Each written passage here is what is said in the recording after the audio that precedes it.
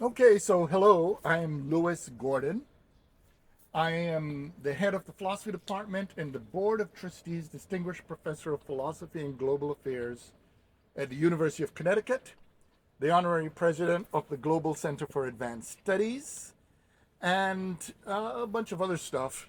But something I'm very delighted to add is I learned last night that I'm also now a distinguished fellow at the Institute for the study of the African diaspora in Chengdu, China.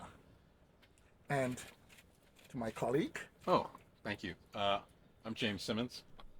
I am a novelist, and before writing novels, I wrote plays. and I hear you just got a novel out. Yes, I have a novel coming out September 8th. It's called Ghosts Among Magnolias. It's historical speculative fiction. Great. Well, I can ask a question. I understand that the book you have out most recently has to deal with power. Is that accurate? Well, yes and no.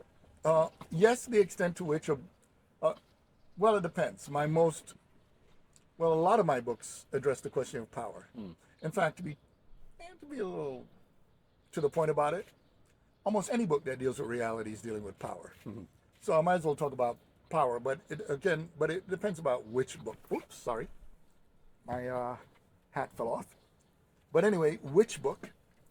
If it's Fear of Black Consciousness, I have a sustained discussion of power in part of that book.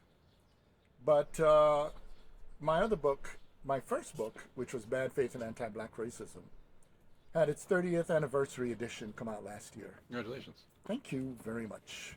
It was wonderful to have to read also what Maboko More in South Africa, Paget Henry, who's from Antigua, and Jacqueline Martinez from Arizona State University had to say about the book. They wrote essays for the 30th anniversary edition. And and my other book that recently came out was Black Existentialism and Decolonizing Knowledge. And if you're talking about decolonizing, you got to Sure. talk about power. So maybe I should just talk a little bit about power. Yeah. Well, Sure. Mike, I've been reading a bunch about. I've been trying to understand how conservatives went from Reconstruction to where we are now. And one thing that keeps popping up, the stuff that I'm reading, is how one defines freedom, and how like Barry Goldwater will talk about freedom, and Martin Luther King will talk about freedom in the same year, but they mean very different things. And I feel like there's got to be some sort of correlation to who has power and then how they define freedom, which essentially is the manifestation of power. Well, the first thing to bear in mind is that while Martin Luther King was talking about freedom, Barry Goldwater was not. But he used the word. They used the Yeah, word. yeah, yeah. In fact, in the United States, the word freedom is used a lot, but most Americans are not talking about freedom. Hmm. This is connected to some complexity in the English language. The short version is that most Americans, particularly hegemonic Americans, and when you say hegemonic Americans, you pretty much mean most Yeah. upper class white Americans, because it's a more complicated story about the history of white immigrants, etc. But most hegemonic Americans are talking about liberty. And liberty and freedom are not the same thing. Okay? Now you may say, and then it gets even trickier, because if you're speaking in French, if you're in a Romance language, you say liberté. The context will let you know if you're talking about freedom versus if you're talking about liberty. Okay? But in English, we have the two words. We have liberty and freedom. So you may wonder, what's the difference between liberty and freedom? Well, all liberty is an absence of the absence of a constraint. That's all it is. Yeah. So, for instance, if there was a gate, or this tent we're sitting in were locked, uh, the only way we're at liberty within the tent, but we're not at liberty to go outside the tent. If the gate's open, we're at liberty to go outside. If it's locked, then we have to break out, right? So Yeah. that's unshackling. So if you think about the physical enslavement, right? That's an absence of liberty. Yeah. Now, and here's the thing: if you had no constraints on you whatsoever, when you can do absolutely anything you want, I that's mean, still physical constraints. no. I'm talking about no constraints, physical, social, any kind. That is still not freedom. All that is the transformation of liberty into license. You see? Because you see, if you have license, even when you're doing wrong things, so what? So the question is then, what is freedom?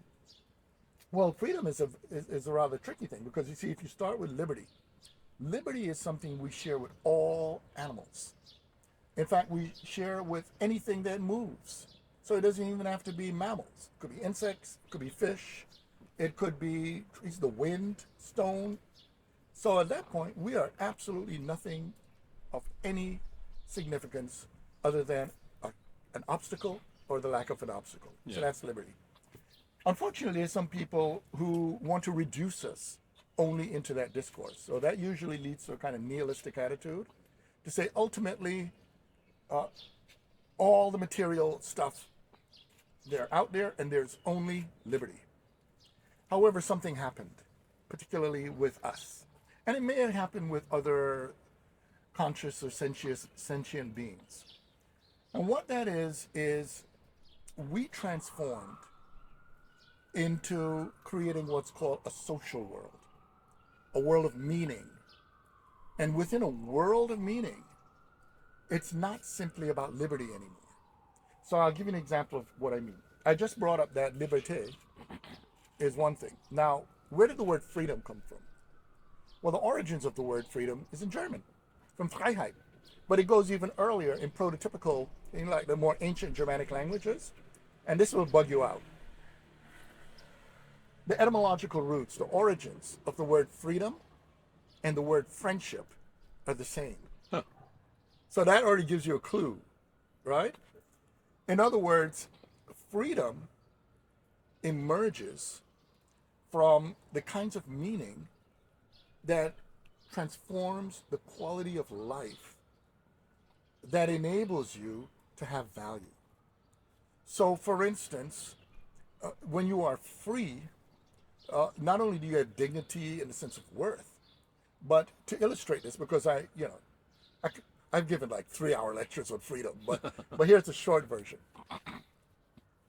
If you think about when people are in prison, they don't have liberty. Now, suppose someone escapes from prison. That person now has liberty, but not freedom, Sure.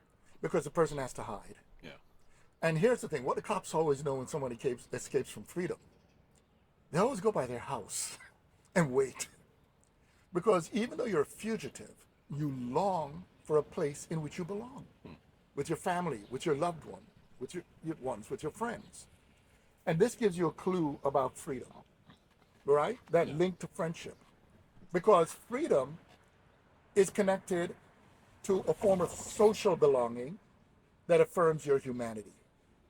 And this is why, for instance, if we think about exactly what you were talking about, when you brought up, you were really talking about the African American struggle for freedom. Yeah.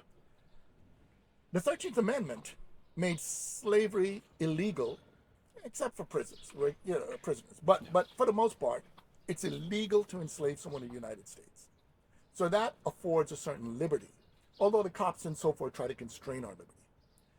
So a lot of people look at African Americans and say, what's your beef? And the answer is, we may have liberty, but we're not free. Yeah, yeah. Because you're free when you belong. When the reason you feel free in your home is because when you're naked walking around, there's nothing wrong with it. You're affirmed, you're valued. So freedom now is connected to living a meaningful existence in which, when you're among others, you're able to exhale and exemplify what it is to live together in the world. So freedom is very social. Sure.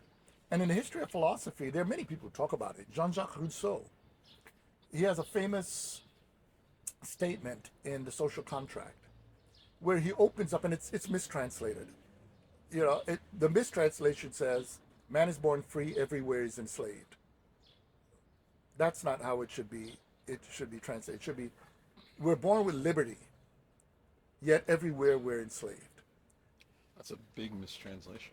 Yeah, because the whole rest of the book is saying when you're born as an animal, it's very straightforward. Okay, can you do what you want or you can't?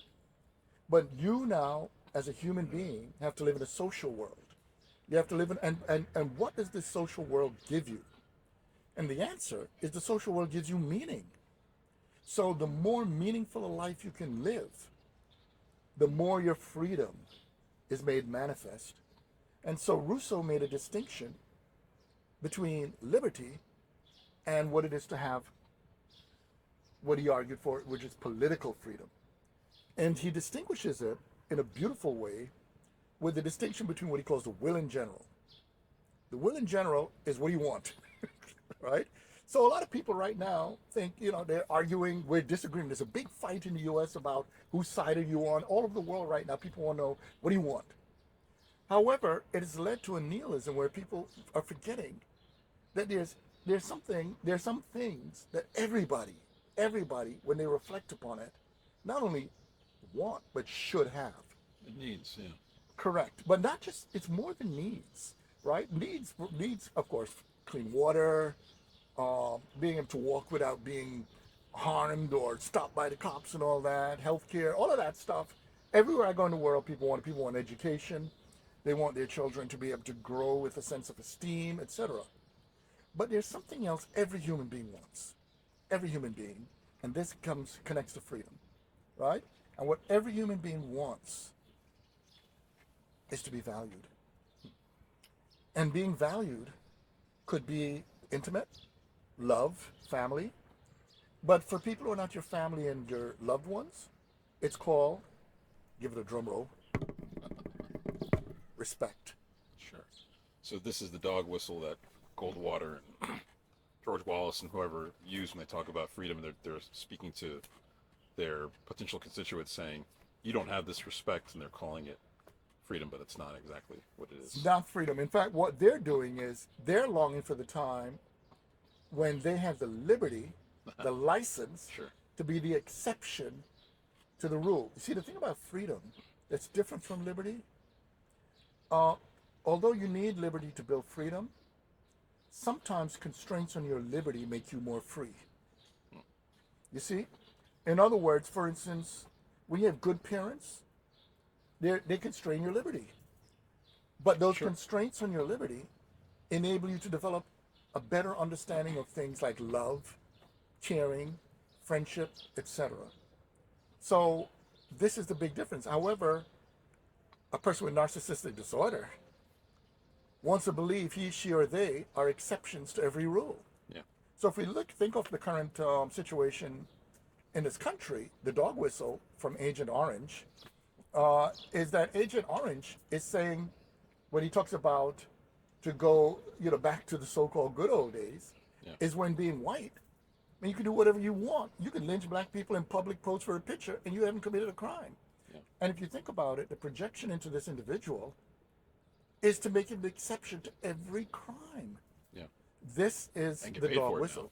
Yeah, I mean, it's bizarre. How in the world are people saying that he and his family should be immune from taxes Yeah. in perpetuity? That's bizarre. But of course, this is projection for a time when, in the imagination, being white was always to be an exception to a rule. But of course, that links to power. Okay? Because here's the thing. Both liberty and freedom make no sense without power. Okay? So, of course, You don't mean power over other people? no, power over other people is different. Yeah. And this is part of the trap. It's to try to convince us that the only kind of power is power over. But first, they never define what power is. Yeah. So let me just give a brief description, right? First of all, we have the word power. If you look at the word power, okay, what else does that mean? Well, you go to French, it's pouvoir. But if you go from pouvoir, you go to Latin, it's potus. But what does that mean? Well, when you hear the potus, if you go, there's an expression that's used called, for instance, to be potent, is right. So, but at this moment, it's lexicographically circular, right? To be potent is to be strong, to be powerful. Yeah. So, in omnipotence right? All-powerful God, right? Is Fulton's kind of about like a ratio? Like, Well, no, it gets even more interesting because this is where it gets even more interesting. Because you see, when people go through etymological exercises, they tend to speak like all thinking emerge in Latin and Greek. But the words, those words, actually go back to ancient East African words. So if you go now to ancient East African words, the ancient East African word was pate. So you could hear the right, the homological similarity, right? But pate, what is pate? Well, the root of it is linked to words like pharaoh. So like the pate, food? huh? The food? No, pharaoh, Oh. like in ancient Egypt, Pharaoh, yeah. right? Or Kemet, right? Right. So, well, what is? But here's the thing: pate, which referred to power in that ancient language, made no sense without another concept called hekawu, which some people just put as heka, which over the years got translated into Latin and others made it back as hexus or hex, like magic. So what's going on? Well, hekawu from heka, ha means womb. And if you think about it, in a society where the most powerful thing is life, the womb is badass powerful. So here's the thing. Why Pathe must be linked to Heka? Why must they be connected? And in a coffin text, you would read these. This goes back 4,000 or 5,000 years. Well, here's what you have. And because we have a limited time, I'm just going to get straight to it. Power is the ability to make things happen with access to the conditions of doing so. It doesn't matter how many abilities you have. If you don't have access to the conditions, nothing happens. Okay. You see? So options, basically. Correct. So, for instance, even if you have an ability to walk, if there's no ground on which to walk, it ain't happening. Even if you have an ability to walk, if you have no calories in your body to move, nothing's happening. So, here's the thing. So, if you're going to make things happen, this is why human beings have this fantasy about sorcery, magic, and all of that stuff. It's to have the power to make things happen.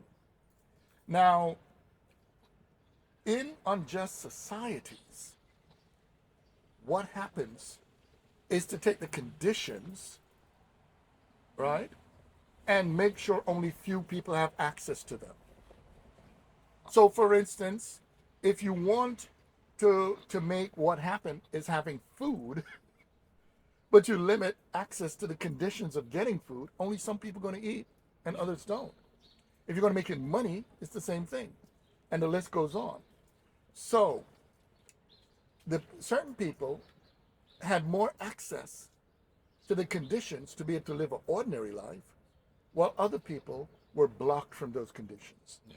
And when you block people from conditions needed to live an ordinary life, what you create is oppression. So, try to go back to the way things used to be, was when one group of people, no matter how mediocre, no matter how dumb as spit, no matter how whatever, will always have access to more than certain other people, and have a whole social system designed to give them the lie that legitimates that access by saying what? Another drum roll. That they're superior. So this is a longing for a time of unearned access. It's for a time which we could call a kind of mass consciousness of being deserving without earning. Sure. So, but they have to have that in a context. They have to have it. And the context was white supremacy, anti-black racism, anti-Native American, long list of stuff. And if we don't have someone underneath, then we don't actually have that deserving. Well, the deserving part's just a big lie. Yeah. Right. That's why it's part of a narcissistic disorder. I mean, there's something weird about it. There's something weird about walking through the world saying you're superior to other people. Right? It's like, people having a party, you knock on the door, you show up and say, yo, superiority's here. Well, it makes you look weak. You must be weak if you have to be superior. Correct. If you have that need, then it's ultimately, so it masks weakness. We see it right now with Agent Orange. Because think about it. What would happen just people in the world say, yo, I'm just not going to obey. I'm not going to follow. In fact, look at all this stuff right now. I mean, Iran has its problems, Yes. but a lot of problems. It's a theocracy, blah blah blah. But here's the thing: there's one thing that they're willing to do that a lot of people here are not, which is to die. So when Agent Orange comes in, I'm going to blow you up, blah blah. They're like, okay. You see what happens? The condition of possibility, which is their fear, isn't there. And when that isn't there, you could huff and puff. In fact, one of the greatest allegories is a fairy tale, The Three Little Pigs. The wolf huffs and puffs. Eventually, pig just says, "Brick out." Say, "Go ahead." So the thing is, with a lot of these issues, you see, if we bring it into the example you use, for instance, about Black America. Black America has always been aware of not having access to the conditions of possibility.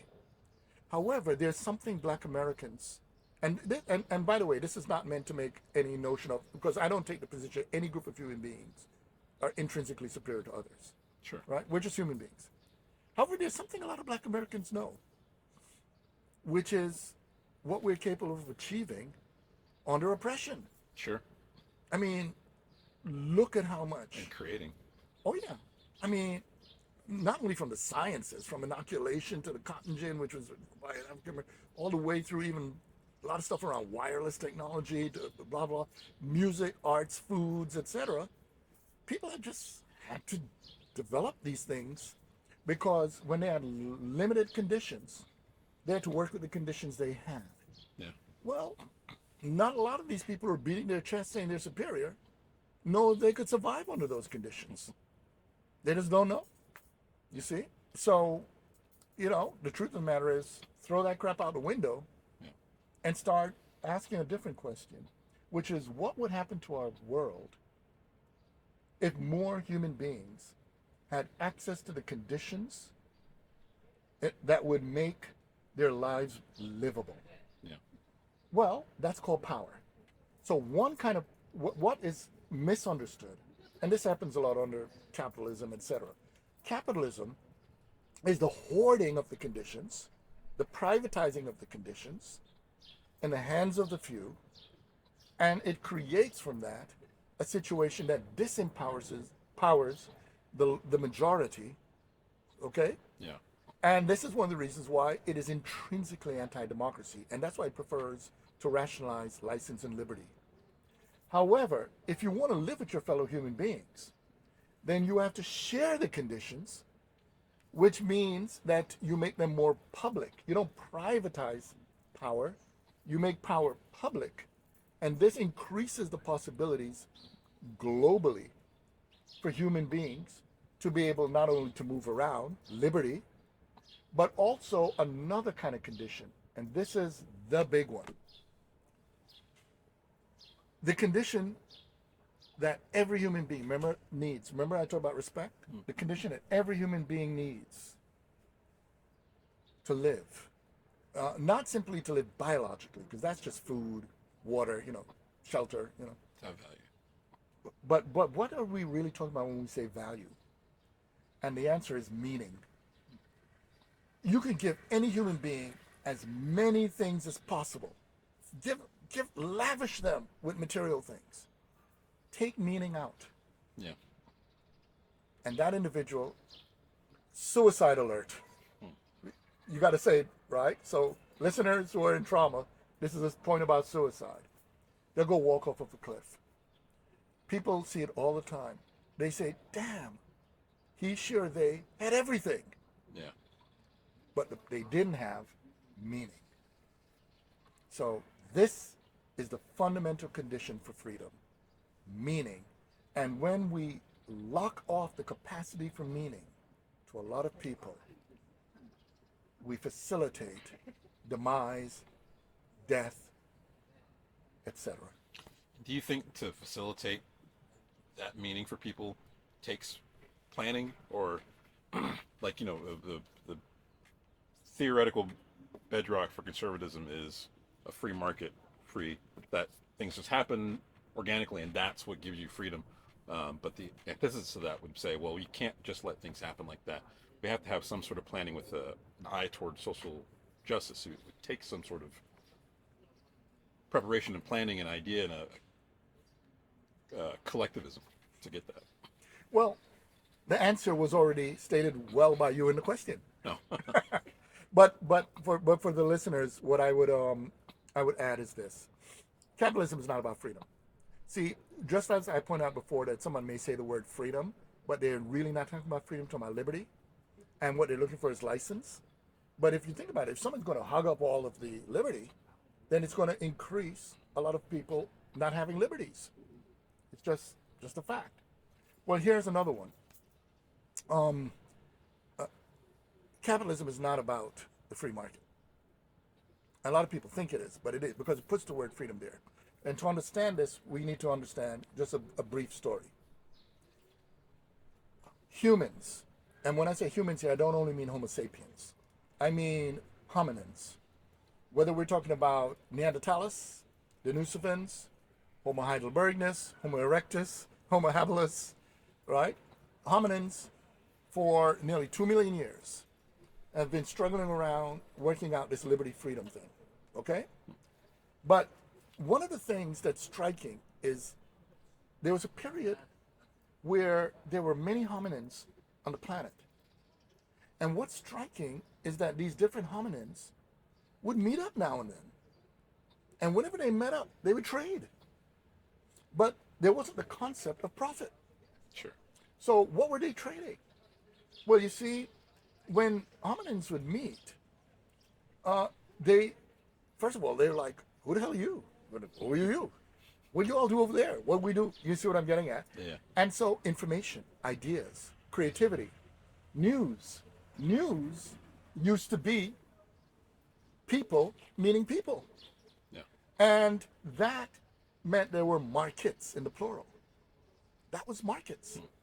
A lot of markets were run particularly by women. Yeah. And in fact, a lot of the world today, they're run by women. And so markets were actually very human spaces. They were full of meaning and humanity.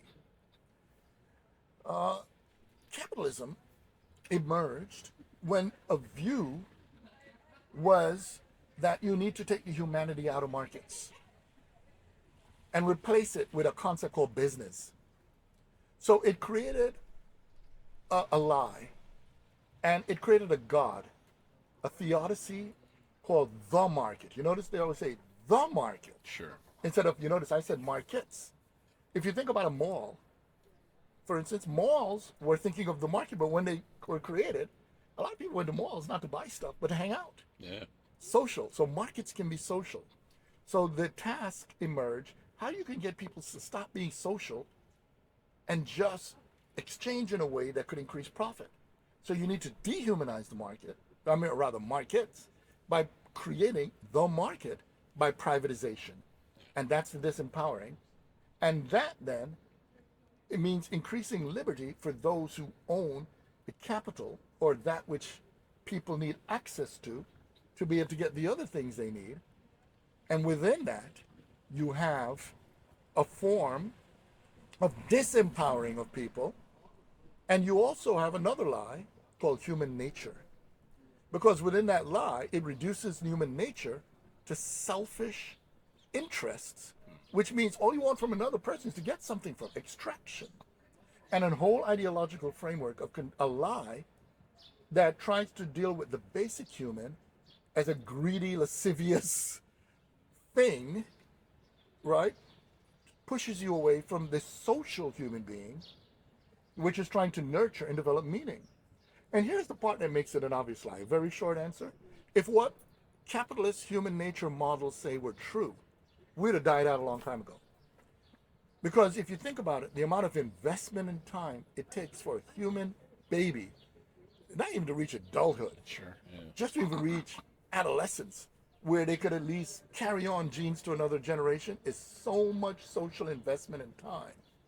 You could only do that with love. You could only do that by creating a sense of value. You could only have that by valuing that baby, that child, that adolescent, that fellow human being. So those models, that's what was in those markets. And in fact, by that logic, trade would never have come on across hominids. Because when different human beings met, the first thing they want to do is rape, enslave, steal from one another, and you'll never have trade. You never have a market. You just have war all the time. The way Hobbes talked about, a state of war in nature. But it turns out for human beings, a lot of time they're like, what's up? Who's that? And what happens when different groups of human beings meet? Within minutes, they start decoding each other's language. Yeah. So the fundamental sociality is connected to a conception of power that increases meaning, increases value, and, it increases love. And one of the things we should bear in mind is the distorted view of love is what do you want from someone? That's not love. That's just instrumental, narcissistic, analogous greed. But there's another kind of love, which is what can you learn with and celebrate in another without them being reduced to you? Oh, yeah. And that we know human beings could do because we don't only do it with one another. You know what else? We do it with other species. We can love that which is not identical to us. Yeah. That's great.